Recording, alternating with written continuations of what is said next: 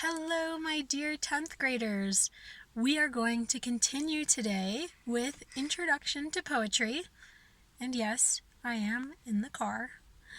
So how we're going to do that is, first of all, we're going to talk about imagery. You all just did that quick assignment on imagery, I hope. And if you didn't, make sure to do that first. Then we're going to go over the chart that you did for homework. And if you did not do it, this is your chance to get the right answers or to check your work. And then I'm going to ask you a question for everyone to answer in a couple sentences in your notebook, a thinking question to relate to the poem. Before we start that, I want to back up for a second. What is this poem about? We have all these weird vocabulary words, beehive and color slide and hose and torture. What is it about? So the title of the poem, Koteret, right? Do you like my Hebrew? Koteret. The title is Introduction to Poetry, which means mavo to poetry, which is like a shir or poema. So the author is trying to tell us something about poetry. So that's what we need to figure out. What is he trying to tell us about poetry? Now, between me and you, we know exactly what this poem's about because this has been our experience, your experience in school for our whole lives. What happens in school?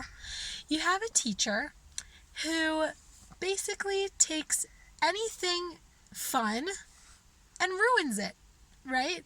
So you have a teacher like me who takes something that you could have enjoyed and you could have loved, but then we just totally destroy it and ruin it and make it no fun at all because we attach assignments and homework and tests, and suddenly it's not fun, it's stressful, it's annoying, it's horrible, right?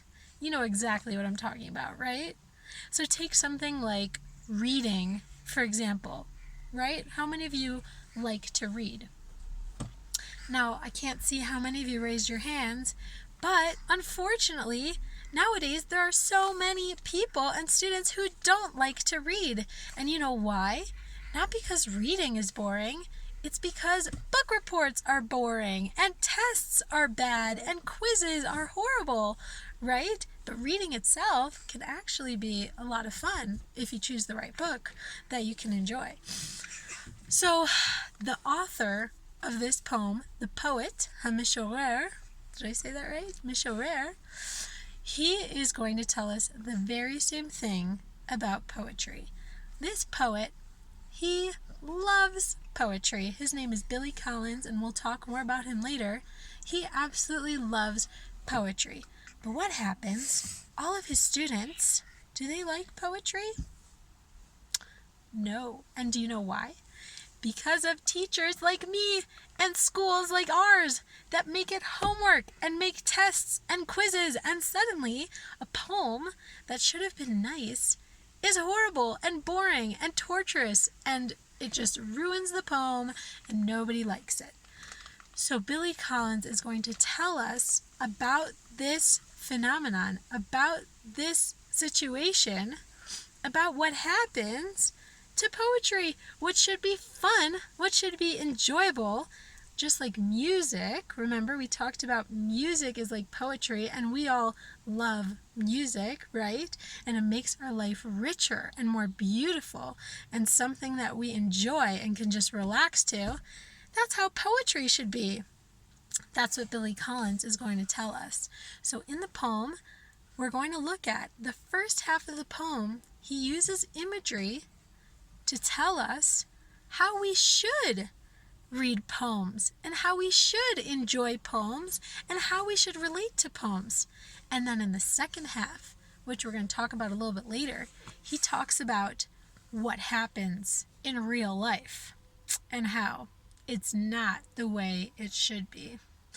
So what we're going to do now, I'm going to send a second video now, and we're going to go through the first half of the poem line by line and fill in the chart together and look at what is Billy Collins telling us about poetry. What does he compare it to? And what does he want us to do? How are we supposed to relate to the poem? How are we supposed to read the poem? And then after that, at the end of the next video, I'm going to ask everyone a question that I want you to answer in your notebook and then send me a quick picture. Okay? See you soon.